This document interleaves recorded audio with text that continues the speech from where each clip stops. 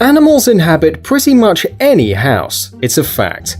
If the owners of the house don't see them, it just normally means that these roommates are very sneaky and good at playing hide and seek. Well, hide primarily. Most house insects are completely harmless, but certain species can pose a serious threat, not just for your food and belongings, but for you as well. Today, we're going to tell you about the most common disgusting neighbors we often unknowingly share our living space with. Maybe a few of them are even secretly watching this video together with you. Let's get it on. Woodlice. Woodlice normally live in the bathrooms of ground floor apartments. First of all, they are not actually insects, in fact they are crustaceans, but their lifestyle resembles that of a cockroach more than any of their closer relatives. Normally they only appear in flats with constant elevated humidity, for example when there is a pipe leak. These creatures are good indicators of all sorts of plumbing problems and leakages. Bedbugs. They bite almost exclusively humans. These insects don't have wings and settle in big groups in sofas and mattresses, under baseboards and moldings, and in all sorts of cracks. They normally bite at night, and mass biting can provoke serious allergic reactions, especially in young children. Cats and dogs don't interest bedbugs enough to bite them.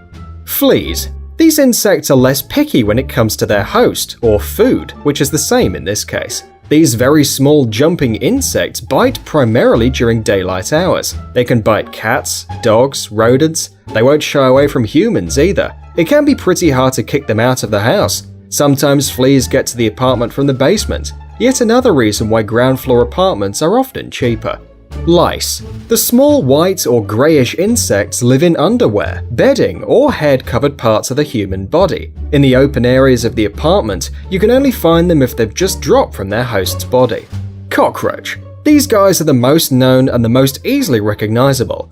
They feast on food waste, most commonly live in kitchens, and can carry dirt with pathogens and microbes on their brushy legs. An easy way to get cockroaches is to leave your food and food waste easily accessible.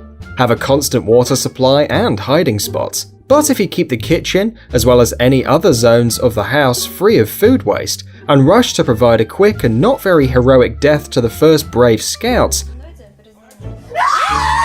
your apartment has a chance to stay cockroach-free, even if they infest your neighbors. Pharaoh ant. Pharaoh ants are highly organized insects. They arrange their nest or anthill inside the apartment or outside it. And while a few females are laying eggs, workers take care of the young and fill the stocks with food. It is common for such stocks to start rotting, and the insects themselves feel as at ease to climb over waste and garbage as they do over the food in your kitchen. So, take immediate action if you notice them, also because they are one of the insects that are the most difficult to get rid of. House centipede. House centipede is a common guest, or more precisely roommate for many people who live in private countryside houses, cottages, and less common city apartments. Due to their considerable size, repugnant appearance, and high speed of movement, this insect can easily scare the hell out of your family. But in fact, these insects don't mean any evil. They often visit your apartment from the street or from your neighbors in search of food, which includes ants and bedbugs.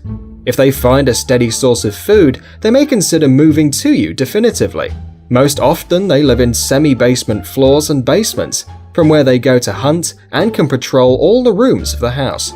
Harvestmen. These weird creatures with a round body and long legs make chaotic webs in the corners of your apartment to catch prey, just like spiders, their close relatives. Harvestmen prefer to live near the windows and in dark corners, and prefer to spend their time hanging from a web thread upside down. They eat small insects, plants, and rotting animal corpses, if such a prize appears.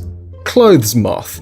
A true plague of fur coat storages, wardrobes, and kitchen closets. While the pale adult moths fly around the house and annoy you with their already quite unthreatening presence, their dear kids are biting labyrinths through your food and clothes made of natural or half-natural fabric. The larvae are the greatest pests here. Adult specimens in most cases don't eat and spend the precious time of their short life laying eggs. Young larvae can get into closed jars, packs, and boxes, and then feed on the food they find there for very long. And the last creature for today is the silverfish, which is of course not a fish, but another insect. The common silverfish is a small wingless insect. They are night creatures and hide during the day. If they are caught with light, they try to escape as soon as possible, moving fast with short stops on the way. They feed on starch or sugar containing substances of plant origin: sugar, flour, starch, glue, book covers, and so on. You can bring one home from a warehouse on a roll of toilet paper or paper towels. They are harmless for humans and pets and don't transmit diseases. Silverfish are believed to be one of the most ancient creatures currently living on our planet. Its ancestors, which looked almost exactly the way it looks now, were already here during the Paleozoic era, so there is no wonder if a silverfish is watching this video from behind your back, nostalgically sighing about the good old times, and in the next second it will brag to its pals, focused on chewing your sugar, that humans aren't a problem for them, because they saw dinosaurs dying and will probably survive us as well. Thanks for watching. Please like and share the video in social networks, and we'll be right back to you as fast as we can.